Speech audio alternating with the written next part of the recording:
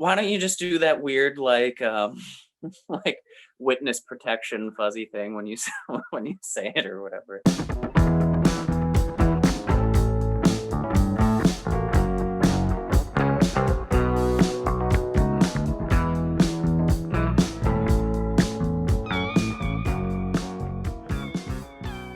What's up, everybody? Welcome back to Listography. Jason, Joe, and Crams are here. We are in week 3 of our personal picks. Week 1 was Cramser's pick. We did the Eurythmics. Week 2 was Joe's selection. We did the Birds. And now it's my turn, and I've got Three Dog Night on tap for us tonight. I'm sure people are thinking, what about like the Rolling Stones, or like what about Tom Waits, or what about all these other artists that people are always asking for? What about U2? Cram's got the shirt on. Well, here's my train of thought coming up with Three Dog Night. Taking in audience feedback, and people always say the shows are the best when you guys disagree. So I really like Three Dog Night, and I figured you guys probably wouldn't love them. I had no idea how much you wouldn't love them going into this week. Yeah, I really don't love them. So, I mean, that's going to be great for people. They're going to enjoy seeing that disagreement. I also thought they would be interesting because, you know, they don't write a lot of their own songs. So I think it opens up the discussion of how important is it to write your own material, and having just done the Birds, who also do a lot of covers, you know, what's the difference? I would ask. Let's we'll get to that nonsense in a second. I'll let Joe take that one. But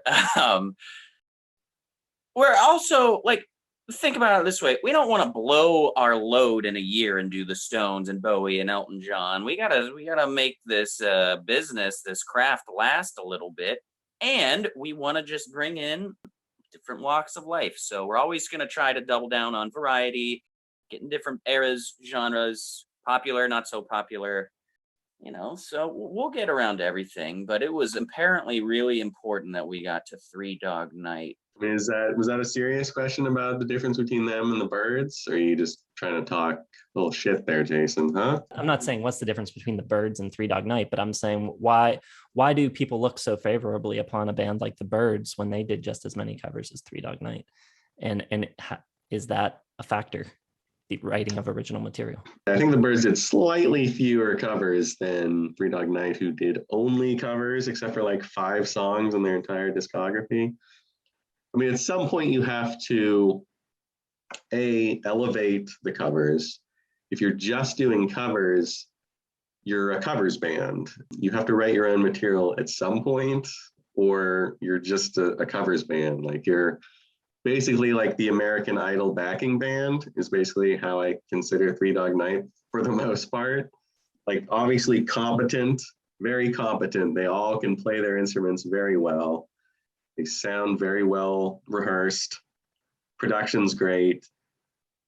But most of these songs, well, I can't get into it yet. We'll save it for the album discussion. But compared to the Birds, please, come on now. We're all smart adult people here, Jason. So before jumping into the ranking, how much did we know? I knew the first 8. I had never listened to a Three Dog Night album, purposely avoided it like a pothole on a sidewalk. Joy to the World makes me hate the world and makes me hate joy. You know, anytime I hear anyone talk about a bullfrog or Jeremiah, anyone named Jeremiah, anyone with a pet bullfrog, all of these things just put me into like a real Jeffrey Dahmer kind of mindset. So it is gonna be fun. I can't say I hate them as much as Cramser does. I heard maybe in the last couple of years, just on the radio, I heard out in the country, and I was like, okay, that's an interesting song. I don't even think I knew it was Three Dogs Night. So I Shazammed it. I listened to some of the albums just because I did dig that song, and I was massively disappointed, and I really just never went back. I guess I knew that they were sort of like looked down upon in general, not critically acclaimed at all. But and other than the hits, you know, really didn't know. I didn't listen to a single album all the way through until this past couple weeks. So not up in my Three Dog Night at all. All right. I'm going to kick it off, I think. We're doing 10 albums, by the way. They did release an EP in the early 80s. We're not counting that one. So we all got 10. My number 10, I've got the debut, Three Dog Night. I like one a good bit. Never knew it was Three Dog Night, so I'll give them that. Everything else, not much for me to grab onto here. Joe said it perfectly. They're like an American Idol backing band. I see them as just like if you're visiting Vegas, like, and you like rock and roll music, oh, well, they do rock and roll music every night from 8 to 9. And some of your favorite hits from the 60s, they'll pull it off for you. Or they're like, if, Conan could have them as a side band and they can just, whip out a couple of Doors song here, a Jackson 5 song here, whatever. But yeah, there's nothing on this album. They're playing their instruments here like they want to be hard rock, but it's just not in their DNA. They don't have any like spirit or charisma or edge. There's just nothing that I like here. And I really hate Cory Wells as a vocalist. There will be moments where I can tolerate him. And Joe, when we were texting, labeled it perfectly, the smarminess of it. I just can't stand it. Seems so inauthentic. So just, hey, look at me. I'm Wayne Newton doing rock music. I don't like it. Anyone that watches these videos just because they want to see people cheerlead for their favorite bands, this will not be it when I'm on. I will put a spoiler alert out here that will make some people happy. I do like Billy Joel more than Three Dog Night. So that's going to be the next 45 minutes or so.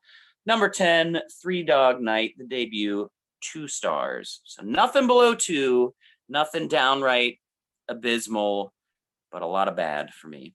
I have to point out how weird it was. I was kind of liking It's For You, and then that song just evaporates out of nowhere while it's like building up.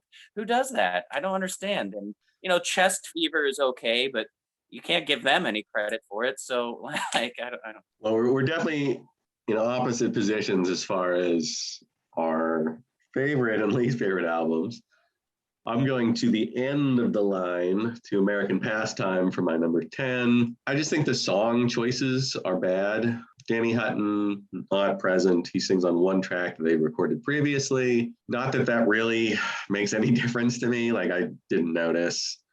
I can kind of tell the vocals apart, but not enough to like really care who sings what. I do agree. I don't know which one I like least. I'd have to go back and check to see who sings the Randy Newman covers.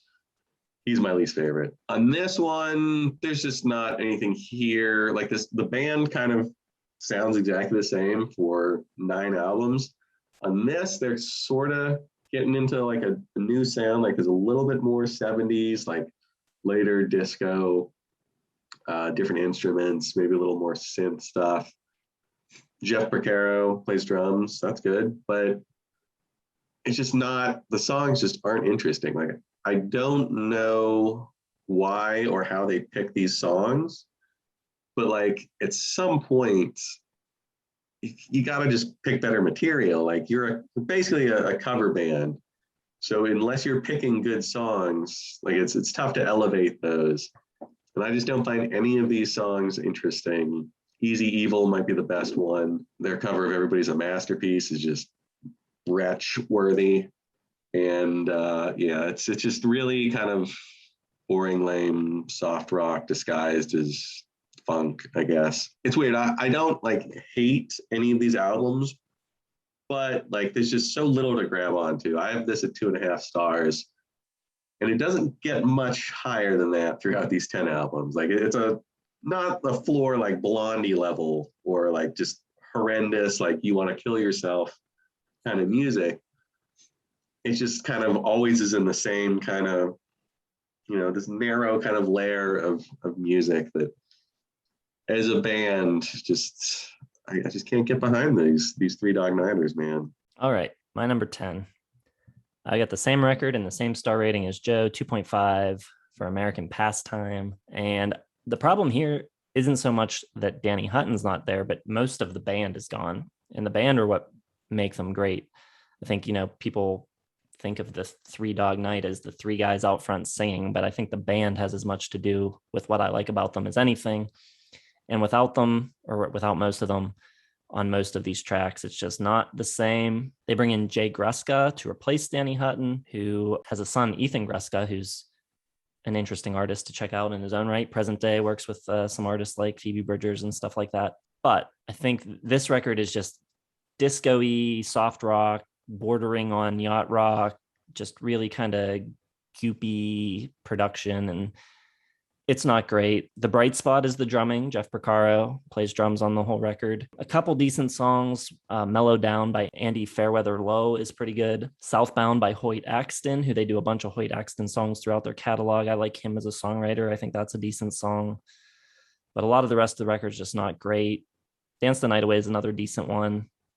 You got like this porno kind of wah-wah guitar on Drive On Ride On that's terrible. I like Three Dog Night a good bit, much more than you guys, and it will go like way up from here for me. But this is not a good one. Woo! Yeah, we're gonna have very different lists for very different feelings. I will be talking about American Pastime in a while, my friends. Number 9 for me, we're still at 2 stars for Naturally. Really thought this was going to be a 1-star affair for the first half of this album, and then the second half, other than Joy to the World, kind of brought it up. I Can Hear You Calling, not my style at all. This album's just really flat, boring, unemotional, uninventive, straight-laced. Nothing I'm looking for in music. I don't understand what people relate to or have fun with. It's not exciting. It's not impressive. Everything's like safe rock and roll without snarl, or pop without catch or hooks. It's not pretty. I literally just can't find adjectives to like identify what I think are doing. They have this general, just like joyous, family, fun, like disposition that I don't care for. The one saving grace I will have on all of these albums is most of the time the organ playing is pretty good, I will say. And then there are select other moments that I like in the instrumentation, but I was almost never that upset with the organ. And the organ's decent on this album, but it just falls really flat. Just that general jolliness of just how they carry themselves and how they do the songs, I don't care for.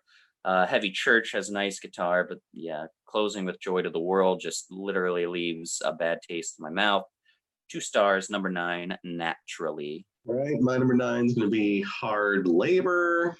I can't remember much of anything about this album.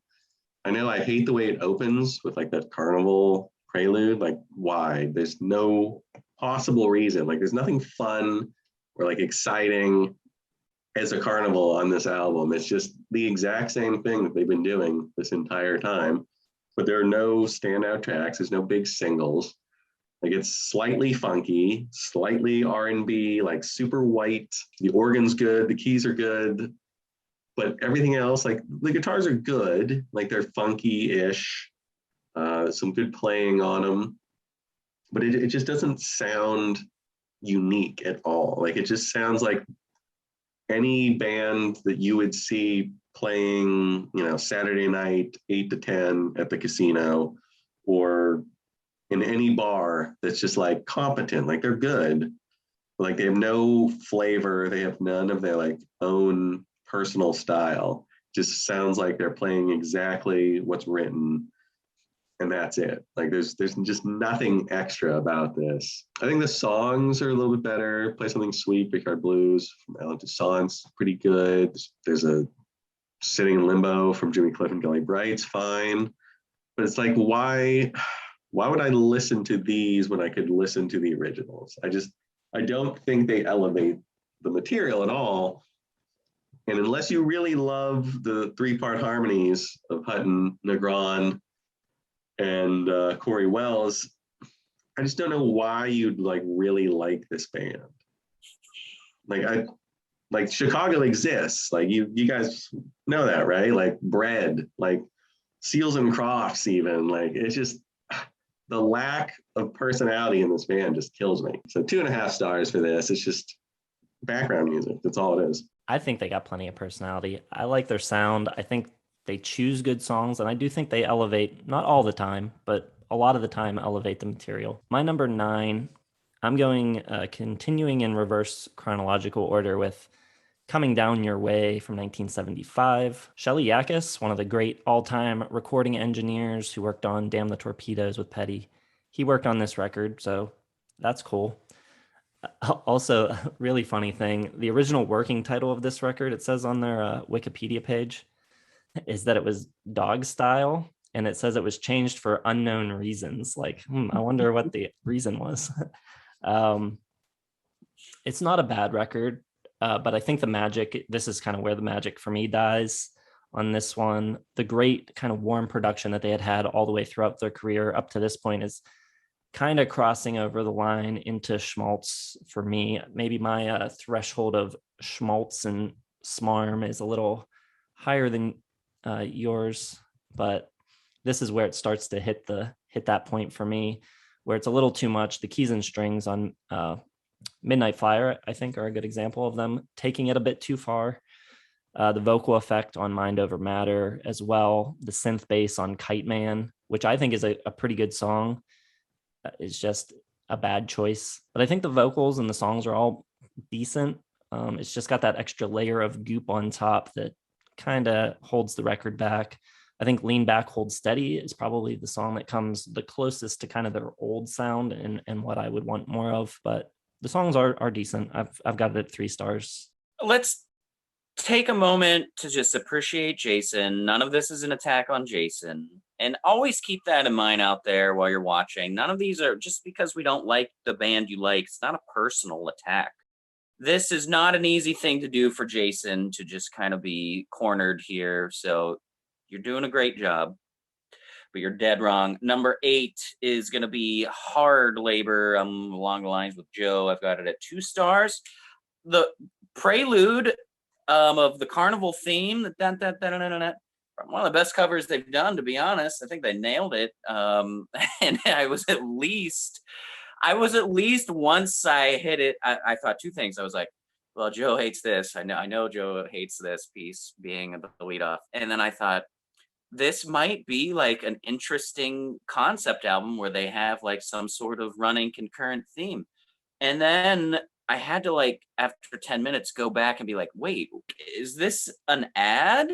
Because I don't remember like why it's here. Joe's right. It's completely unnecessary. It doesn't shape or bring any sort of element or mystique to the rest of the album. It's really bizarre. I thought Sure As I'm Sitting Here is a really good tight rhythm section. And again, sometimes I like the playing here, but I never like the mood, the vibe, the style. It's just white Wonder Bread everywhere. There's nothing. Anytime Babe is decent. I really hate the vocal sound on Put Out the Light and Sitting in Limbo, where it's just like, it's like Tom Jones trying to be hard rock. It's really weird. I don't like the schmaltz. I'd Be So Happy is okay. It's got a bit of a Beach Boys tune vibe to it. Yeah, but an incredibly uneventful record. So 2 stars. Number 8, Hard Labor. My number 8 is going to be Coming Down Your Way. We're still at 2.5 stars, as we will be for a while now. I think the Randy Newman cover of You Can Leave Your Hat On is terrible. In fact, I really dislike all their Randy Newman covers, especially because he tries to ape like the vocals of Randy Newman so much. Like, just that calls like into your mind the original and much superior version, like way more. Just like sing it differently. Try to make it at least somewhat different. So I don't understand why they keep doing that. The same with Your Mama Told Me Not to Come. It just kind of ruins the whole song for me, because it's a good song. Like, these are good Randy Newman songs. We discussed Randy Newman before. We love Randy Newman. This ain't it, dog. Doesn't work. There's a little bit more. This is 1975, so there's a little more synth in here. Mind Over Matter has a little like actual 70s funk instead of like 70s faux white funk, and a nice harmonica solo, which I liked. And I think in general, like the sound of this one, I think is decent. Like, it sounds a little less generic, but like the Randy Newman cover kind of kills it. And again, there's just not good enough songs. Or maybe these songs are good. I don't know. Is Kite Man a good song? Is When It's Over by Jeff Barry a good song? like these are good songwriters, but if I heard Three Dog Night playing these songs, I wouldn't think like any of these guys are very talented. Like if I just knew Randy Newman songs from Three Dogs Night, I'd be like, Randy Newman, he sucks. Like this song blows, come on. And that's kind of continually what I'm getting from these Three Dog Night albums. They're just not elevating, they are de-elevating, they're devolving some of these good songs into just like generic white bread funk. So 2.5 stars coming down your way. All right, my number 8 is their third record from 1970 called It Ain't Easy. Their engineer from their first 2 records steps into the producer chair, Richard Podolor. He produces a whole bunch of their records from this point on. So it's kind of the start of the next phase of their career. I think I'll talk about it a little later when I get to the earlier records, but I feel like early on they were choosing songs that were maybe a bit beyond their grasp, songs that they couldn't elevate, that were too well known, that were just, they were never going to match the originals. I think they still have some of that problem on this record. Song wise, it's a little hit and miss. I think they do okay with some of their Randy Newman covers. I think Mama Told Me Not to Come is actually better than Randy Newman's version. I think they make it sound more like a party, like what the song is about. The Randy Newman version always kind of felt a little weird to me. So I think they do okay with that. But choosing a song like Your Song, they just were never going to match it. And, you know, it's a little beyond them to attempt that. And I don't think it comes across that well.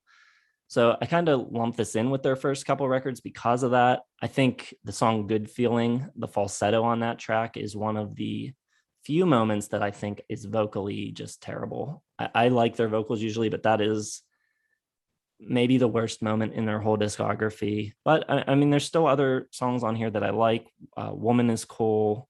Like I said, Mama Told Me Not to Come is pretty cool. There's just not a whole lot here that I love song-wise. So I've got it at 3.5 because I still like the overall sound. I think the band is good. I think the production is always pretty stellar. So still a decent listen. That they get better at song selection with their next couple of albums. I have It Ain't Easy at my number 7. I've got it at 2 stars. It was not an easy album to get through. And I also, in bold, with a larger font in my notes, have how much I hated that high range and Good Feeling. It was really hard to take.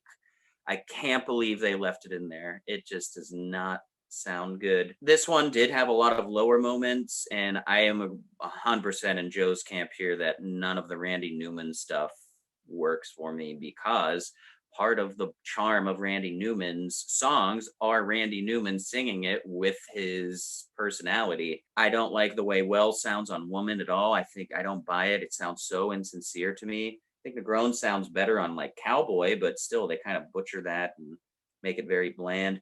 However, I did like Out in the Country, and I think Your Song is a beautifully written song. So even though they don't come close to Elton John, it's still got enough gravitas and weight behind just its foundation to be decent. And then I don't mind the closer, Good Time Living. So that's why I don't have it at number 8, 9, or 10, because of those 3 tracks, Out in the Country and those other 2. But yeah, some cringeworthy stuff on here otherwise. 2 stars, number 7, It Ain't Easy. Well, we are in simpatico. I got It Ain't Easy is my number 7, and mostly for the same things. I also explicitly wrote out how terrible Good Feeling is. It's just the worst. It's the most grating song I think I've heard since like we did Sonic Youth. Like it's impossible to get through. Like you can't listen to it. Really kind of just kills the whole album. That wasn't great, but I think Woman is decent. I think it's a little oversung, which you're gonna have that a lot, but it's a good, I think, hit for them. Like the hard rock stuff I kind of like. I think they do it in a way that sort of de-emphasizes the rockness of it, but still is kind of like interesting. And I think they do that kind of stuff better than like the Randy Newman kind of nuanced. You need some kind of nuance to sing Randy Newman, and this band just does not have any, like none. Everything is just right on a platter, right out front. Out in the Country, I think, is really good. One of their better tracks. your song, their version's pointless. And for the most part, it's just not a great album. It's 2.5 stars, mostly for Out in the Country, Woman, It Ain't Easy's decent, but this, I don't know. Not much to say. It's the same old, same old. All right. My number 7 is their sophomore album, Suitable for Framing. And I like everything about this record except the song selection. Songs like Feeling All Right and A Change Is Gonna Come and Eli's Comin' are all just like two well-known songs. And I think they do them justice, but like Joe's complaint, they don't bring enough of themselves to the songs to elevate them or make them seem like more than a bar band at this point, albeit like a great bar band. And if you saw them in a bar, you'd be like, oh my God, this band's incredible. But they don't have their own identity yet on these early records. There's kind of a lack of standout tracks. The flip side of that is, though, that I think the band is fantastic. I think Mike Allsup is a fantastic guitar player. Jimmy Greenspoon is a great organist. I think Floyd Sneed's an amazing drummer. I like the production, the overall kind of warm, like late 60s, early 70s sound. I just like listening to these records. I like the sound of them.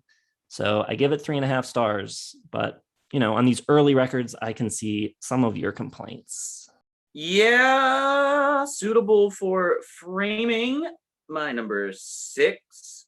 And I'm up to 2.5 stars here, which is going to be the ceiling, by the way. Spoiler alert. I don't like any of these records enough for 3 stars, which is a likable record. I like Feeling All Right.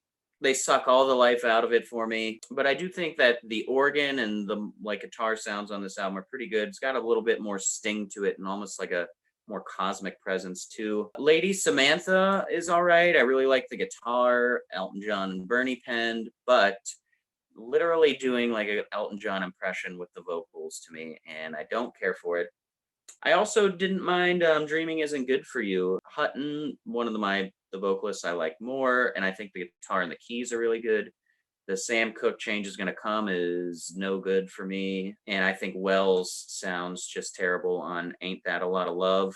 Do like Sneed's little drum instrumental, King Solomon's Mines, but yeah, nothing. I mean, the way I define my stars between 2.5 is just like a decent album, but 3 stars, something I would reach for again. And I can't say that about any of these albums. So 2.5, number 6, Suitable for Framing. Yep. Number 6, Suitable for Framing. I got it at 2.5 stars. I agree with Jason on this. Like, Eli's Coming is such a good song by Laura Nero that you can't listen to this one, even though it's decent. Like, this is a decent version. The organ's kind of haunting and cool. But just compared to the original, it's almost a little embarrassing that they would put this on tape as their own.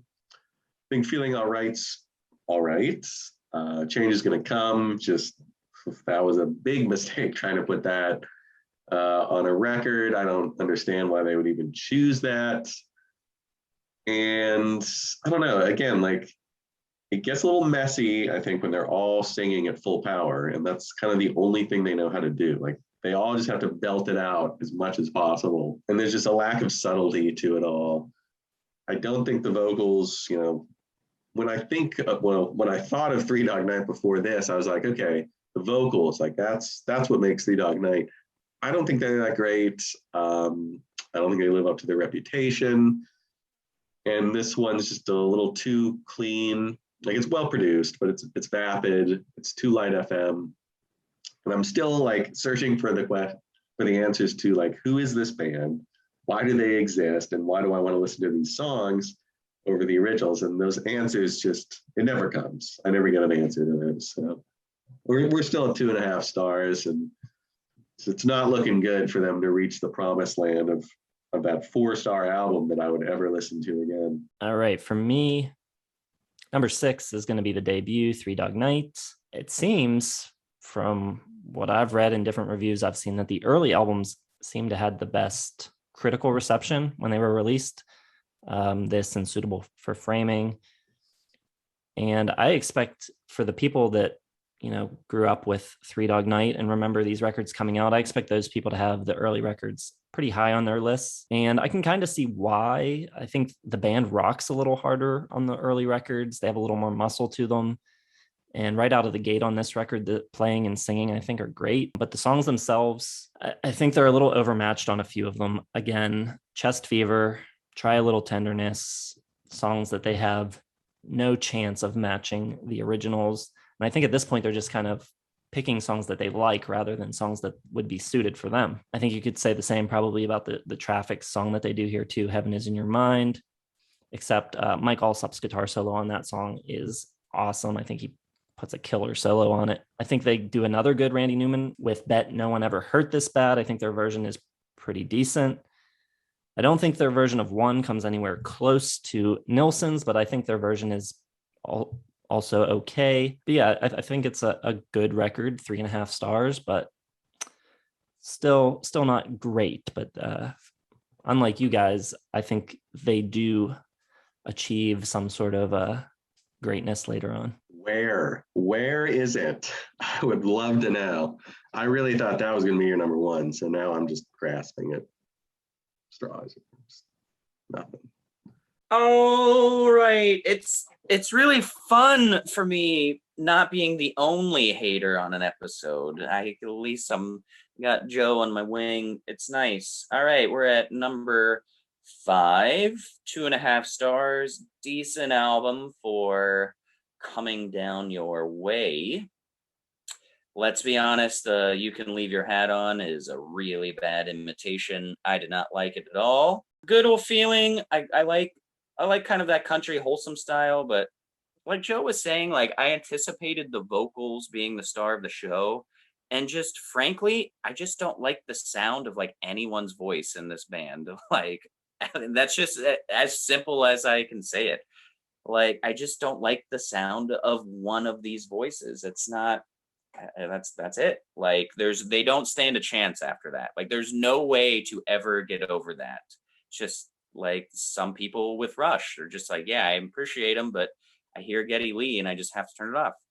That's with me with all these dogs. So Midnight, I do kind of like some of the weirdness and a little bit of the experimentation on here, like what they do with like Midnight Flyer with like the strings and a little bit of bombast. And it might not be good. Like Jason was saying, they take it too far, but at least it was something different for me at this point of this journey. So I had something else to listen to, which was, kind of cool. I think Hype Man was pretty good. And I liked Mind Over Matter a good bit with that weird, like alien sounding voice. Really hated the vocals on the title track here. With Midnight Flyer, Kite Man, Mind Over Matter, enough to get it 2.5 range. So number 5, Coming Down Your Way. My number 5 is going to be Cayenne. Is it Cyan? Whatever. This is an interesting one because it actually has a couple originals on it from Mike Allsup. Happy Song, Storybook Feeling, and Into My Life are all competent. Like I kind of wish there was more of this on some of their albums, but I just don't think they really stands out in comparison to the covers either. Like it all vaguely still sounds the same, and it sounds like they're just kind of trying to ape what they were already doing. I don't know what to say about this album. It's very, very like second-rate Chicago sounding, and that's just who they are. And that's about it. Like what Cramsey was saying, there's not enough difference between Hutton, Negron, and Wells. So none of them are that interesting. Their vocals, when combined, aren't that interesting.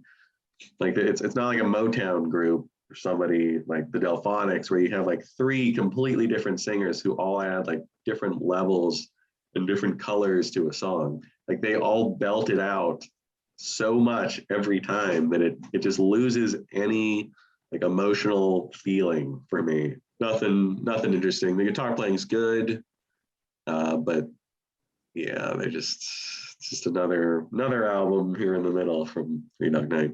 2.5 stars. I got to throw out a challenge here because I saw a little bit of a head shake when Joe mentioned Chicago. Jason, on the spot, do you prefer Three Dog Night to Chicago?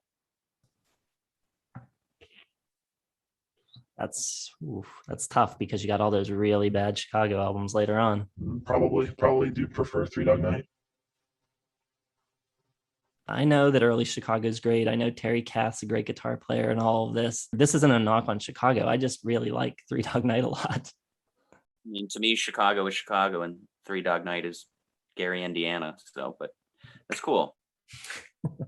My number 5 is Seven Separate Fools. And I didn't fact check this, but apparently at some point in some interview, Brian Wilson said that this was his 3rd favorite album of all time. Also, their highest charting album went to number 6. Song for song, I think it's a little bit of a step down from the 2 records before it, which are still to come on my list, at least in terms of like standout, like really great tracks. But I'm going 4 stars on it. I think it's really good. These records are just like kind of like a warm hug to me. I love the way they sound and the band. And I think the songs they choose on these mid-70s records are good. You don't get as much of Mike Allsup's fuzzed out guitar on this record. A little bit more acoustics on this record, organ, electric piano kind of leading the way. Again, I think their version of My Old Kentucky Home is very good. I don't know that I'd say it's better than Randy Newman's, but I like their take on it. Chuck Negron's vocals on Pieces of April, I think, are nice. Cory Wells, probably my favorite singer of the 3, I think really shines on Tulsa Turnaround. So, I mean, if you don't like their voices, I mean, that is what it is. But I think they're all very good singers. And I think all 3 of them collectively knocked the Allen Toussaint song, Freedom for the Stallion, out of the park. I think it's great. By this point, I think Chuck Negron's drug use was worsening, but I don't think you can really tell too much on the record. It seems more business as usual vocally. They still sound good. And it's maybe even more of a vocal album than some of their other ones where it's more of a band feel. This one's more of a vocal type of album. I think it's really good. 4 stars. Yeah, I mean, that's just what it comes down to. If you don't like the voice, you can't get it. Like, if you don't like eggs, you ain't gonna like quiche, and it's just the way it is. My number 4 is Seven Separate Fools. Man, if Brian Wilson said that, it must have been during the heavily medicated phase when Paul Giamatti was just pumping him with drugs or whatever. So, or whoever Paul Giamatti was playing. Really didn't like Black and White here. It's a sweet, good sentiment, but very hokey. And Old Kentucky Home is the worst Randy Newman cover they do. It loses all of the savvy sort ofness of it. However, there are a couple really good tunes on here, like Pieces of April. You're right. The vocals on that are good. And Going in Circles. Like when they drop the lame, stale, jolly party vibe, I think they're palatable, which is what 2.5 stars is for me. So I don't think this album is too bad. I feel like they're also not trying as hard here. Like they're a little bit more natural. It's a bit better service for them in some of the songs. And I don't think other than My Old Kentucky Home, there's really a really bad moment on here. So yeah, 2.5 stars. I would agree that, and I said the organ was always kind of a little bit of a highlight for me, but I would also say I like some of the guitar work, but usually I do like Sneed's drum work pretty much everywhere, and you get some decent stuff here too. So 2.5 stars, number 4, Seven Separate Fools. So I just checked, and allegedly Brian Wilson said that in 2016 in an interview with Esquire. Well, you know what he said in 1968 when he was going to sign Redwood, the pre-Three Dog Night band, to his label? So they weren't good enough. They stunk, kicked them out, and they went on to be billionaires. So what the hell does Brian Wilson know other than how to compose a perfect song? Not much of a businessman, I guess. My number 4 is also Seven Separate Fools, and they would be higher. It might be on number 1, but the way it starts out with Black and White and My Old Kentucky Home doesn't get much worse than that, especially My Old Kentucky Home. I think this is just an abysmal, horrendous, like I say this every freaking album, the nuance that you have to sing a song like My Old Kentucky Home, Randy Newman's the only person who can do that. Like Bob Dylan could probably pull it off, but you have to be like a special type of of writer and singer to pull off something like that, which can get kind of like, if you don't know the lyrical content, it can be like a little like shocking. It has to be within like context. Like you can't be like a unsubtle band like Three Dog Night and pull it off. It just doesn't work. The satire mixed with like earnestness about like the actual plight of poor people living in Appalachia, completely gone in this context on this album with a band like Three Dog Night. So it's like we're the 0-star album going into Prelude to Morning, which is an original. And then it gets better. Pieces of April's good. I think Chained has some really cool vocal work on it. Tulsa Turnaround's pretty darn good. Freedom for the Stallion, Midnight Runaway, Writings on the Wall. I think are all pretty good songs and pretty good versions from them. The little bluesy hard rocking on Chained kind of sounds a little Doorsy, which I'm surprised Jason likes at all. And something like Tulsa Turnaround, it actually has like a little country swagger on it. Like you kind of get out of that like funk rut that they've been in since basically the beginning. And it expands their sound a little bit. It works. It's a decent album. A couple terrible song choices torpedo it, but I think probably it's like their best composed and delivered album. So 3 stars. Yes, 3 whole stars for this one. All right. I'm going to stay at 4 stars for my number 4, which is Cyan. Like Joe said, you got 3 original tracks from Mike Allsup on this. It opens with one of those, Happy Song, which is really kind of like organ heavy song. Surprising coming from a song written by the guitarist. Rocks harder than anything they've done since, several albums ago on Naturally, probably. Floyd Sneed's drumming on Play Children Play is so good. The breakdown in the middle is awesome. Killer groove. There's great guitar work on Riding Thumb. The kind of rock band feel starts to come back on this record after Seven Separate Fools, which was a little more mellow. Danny Hutton only gets 1 lead vocal on this record out of the 9 tracks. And I do think it's kind of a weaker set of songs, trying to write some originals. I don't think maybe the best idea. I think the playing on it's great, but just the quality of the songs here, I think, is a slight step down. But the singles, Shambhala, Let Me Serenade You, are great. I think Cory Wells' vocals on those are excellent. I think Into My Life is decent, but the sound and the playing on this one is really, really good. Love the musicianship on it. So yeah, really good album. 4 stars for Cyan. All right.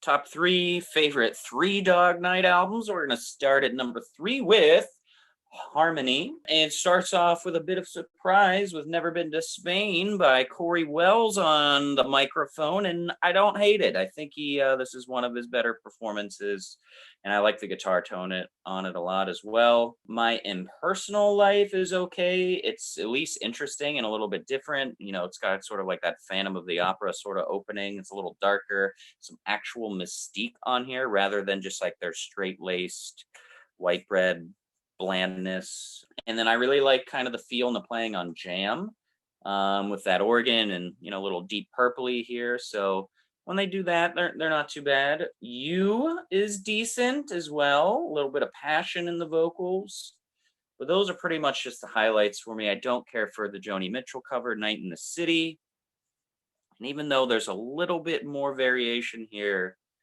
not enough to stick out in their discography as something good. So still 2.5 stars. It's decent. Nothing I'll ever go back to. And I also, you'll see tomorrow, feel that way about the songs. There are some songs that I like, but I do not need any of them. So number 3, Harmony. All right, my number 3 is Naturally. I don't know why I have it this high. It doesn't really fit a top 3 album for any band. Still at 3 stars. Unlike Cramser, I don't hate Joy to the World. I kind of like it. It's catchy. The Jeremiah Was a Bullfrog. Like, you just want to sing along. Liar's pretty good. Another Russ Ballard tune. Heavy Church, I think, has a cool sound to it. There's some harder rock, I think, on this one in the middle there. That's pretty decent. I don't know. It's an average album.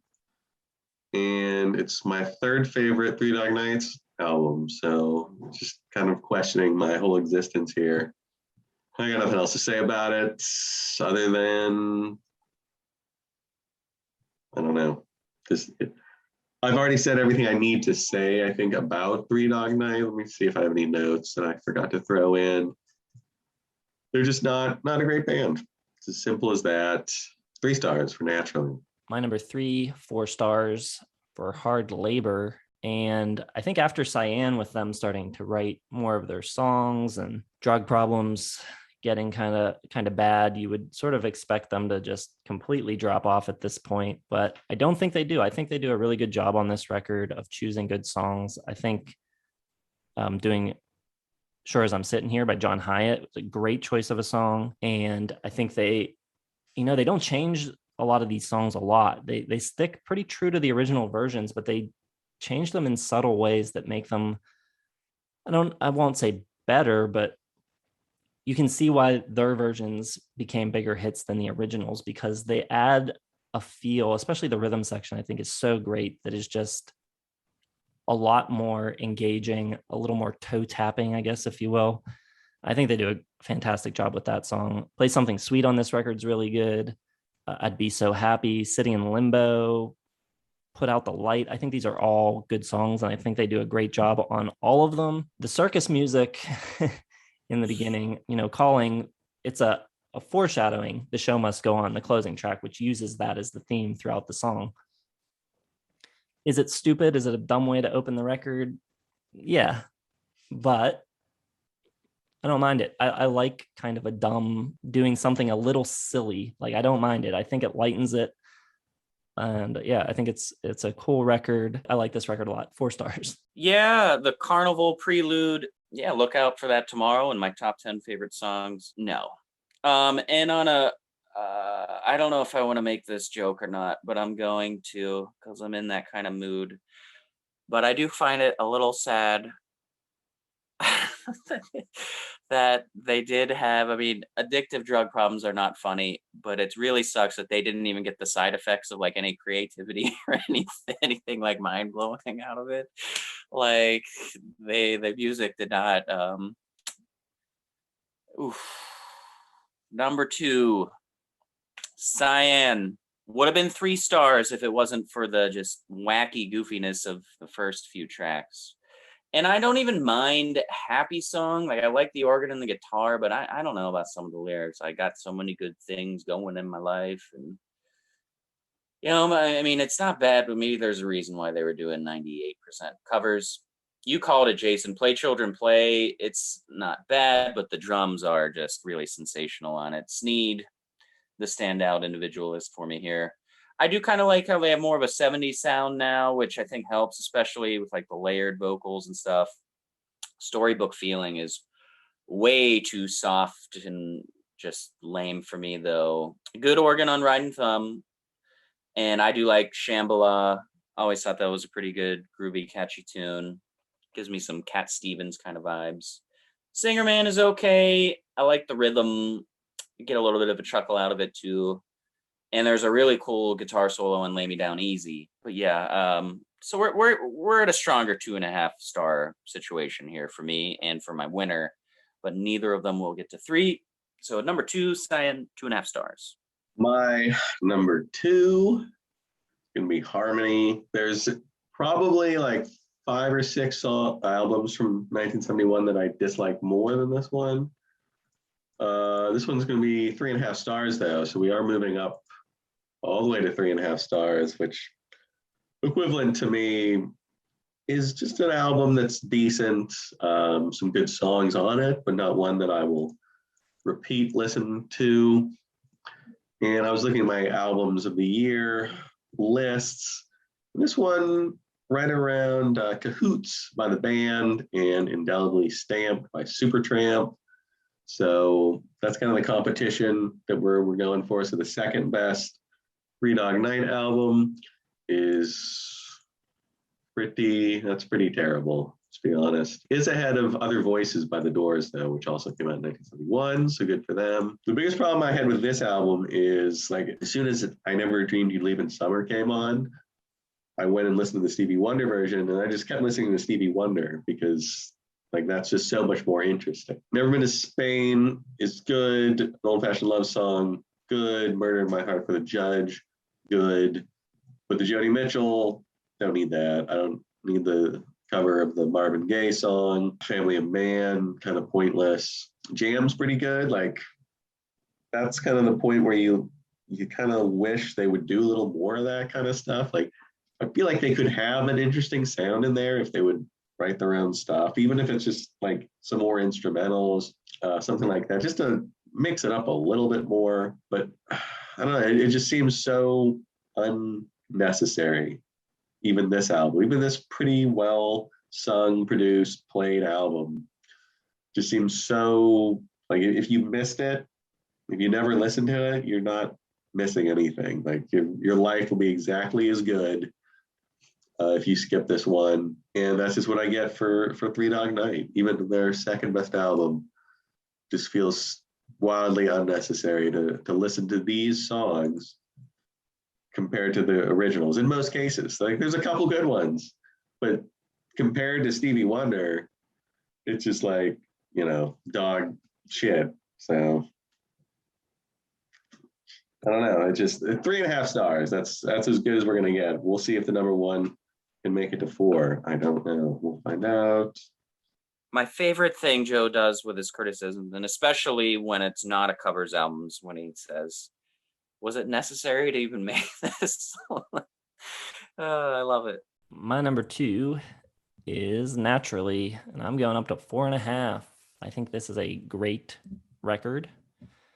This is, to me, where they find themselves. They kind of find their sound. They know what kind of songs to pick at this point. They're not picking songs that are like super well-known, like mega hits that they're trying to match. Not even all of these songs are really even covers. Some of them are just songs by other writers that they're bringing in to do. And I think this is the start of my favorite period, from Naturally through Hard Labor. I think all those records are very good. And for me, Mike Allsup is the star of the show on this record. The guitar playing on this just goes to another level. His playing is great. His tone is fantastic. He's got this really great fuzz tone throughout the whole record. It's all over it. I Can Hear You Calling, Fire Eater, Can't Get Enough of It, Heavy Church, I'll Be Creeping. All of these songs have awesome guitar playing on them. I think on the Spencer Davis cover, Can't Get Enough, the whole band is really in the pocket, really tight playing together. I think it's great. Liar, I think, is awesome. I love their version of that song written by Russ Ballard, originally done by Argent. But the production on their version is so cool. Very kind of roomy. The vocals like sound kind of distant. So cool. I love the way it sounds. It closes with Joy to the World, which Cram hates, but I think it's a cool song. I like Hoyt Axton. He's always got kind of like this almost kind of silliness in his songs that's kind of cool. I like it. I think this record probably has the best musicianship and the best playing, and the band on this is really, really on fire. I have it at number 2 because I think the record I have at number 1 has better songs, better songwriting, better craft, better production. But for straight up playing, I think this is the best that they ever got. All right. My favorite Three Dog Night album is Your Bottom's American Pastime, probably because it is the least like the other ones. This is pretty much just kind of like Diet Steely Dan, or like Crystal Light Steely Dan, where it fakes the sound, but probably not too good for you and doesn't taste nearly as good. Soft, groovy, 70s yacht rock style. I preferred this funkiness to like the wannabe rockin' funkiness of the 60s that they do. A little smooth. Everybody's Masterpiece is okay. Easy Evil is kind of weird and cool. Southbound is fun, and Drive On Ride On has some very good guitar work on it. And I actually quite like the closer, Dance the Night Away. There's nothing here except maybe a little bit of Yellow Beach Umbrella that I strongly dislike, but still nothing that I need in my life to get up to 3 stars. So I think this and Billy Joel were the only discographies where I didn't get an album that I like. But like I said at the beginning, I prefer at least the flavor of Billy Joel. At least he's an artist in some sense. I get no artistry from this band whatsoever. This was officially my least favorite week on this channel. But that said, there was nothing, March Badness worthy. It was just almost too bland. It was just being on like after you get sick, which unfortunately, if you guys haven't noticed, Joe is a little bit sick right now and we appreciate it.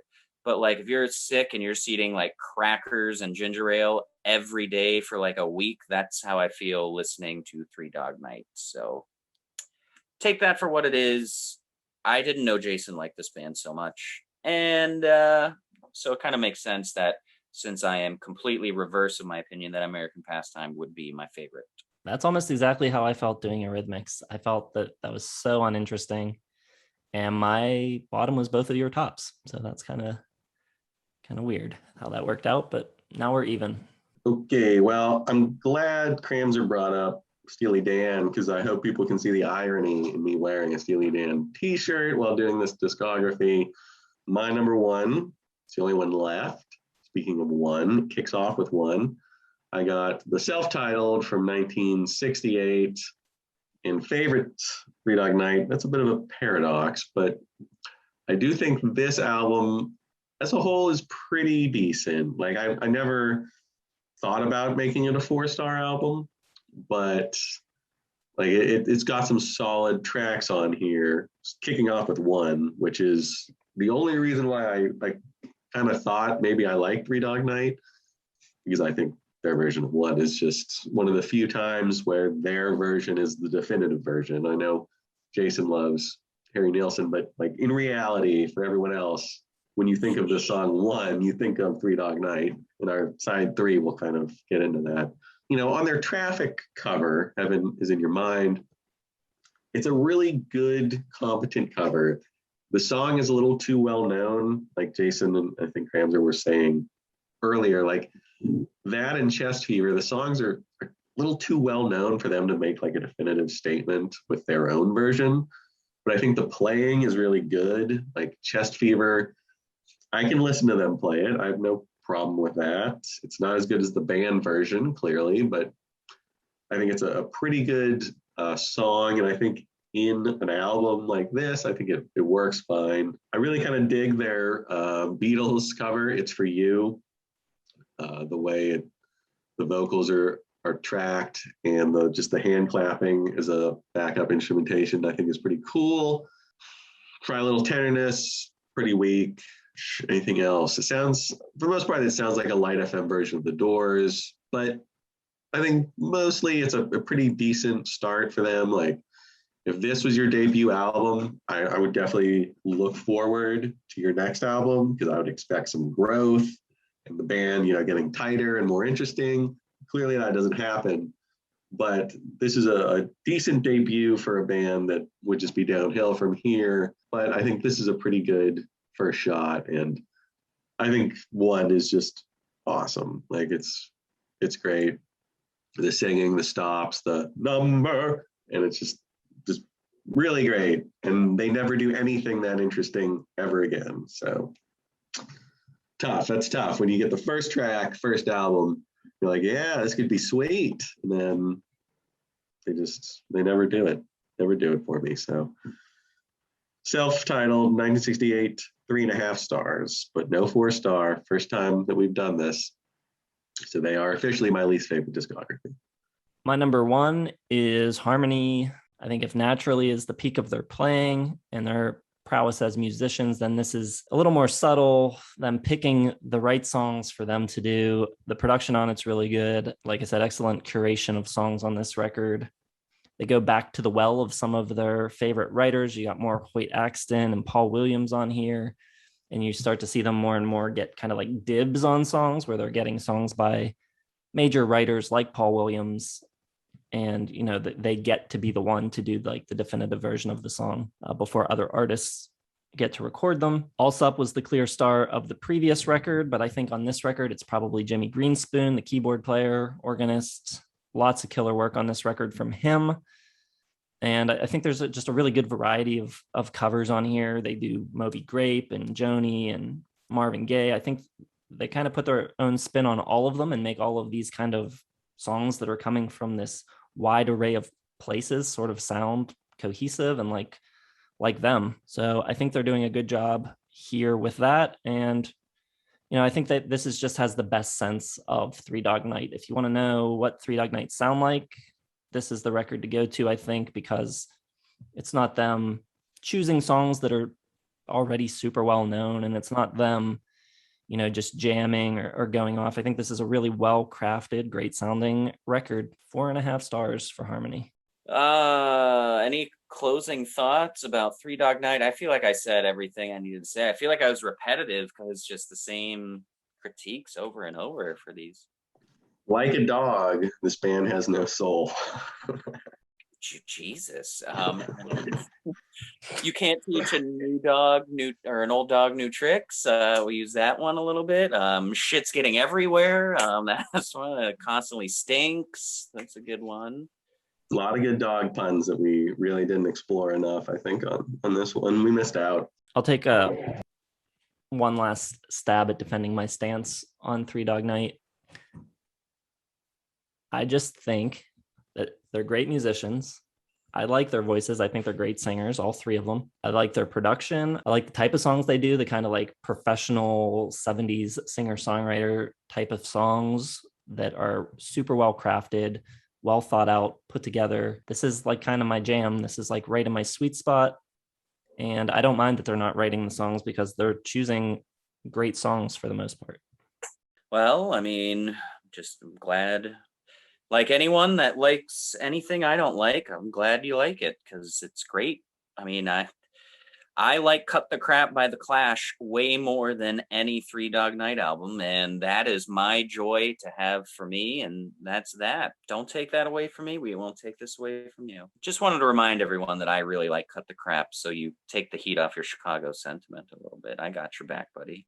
All right, thanks. So we're going to go now and talk about our favorite Three Dog Night songs, see if you guys were able to come up with 10. Jesus. So we'll be doing that. In the meantime, hit the like button, subscribe to the channel. If you have not subscribed yet, hit the bell for notifications. Check the description. You got links to all of our social media down there, Facebook, Twitter, Instagram, and our website. And just, let us know overall what you think of Three Dog Night. And we'll see you in the next one.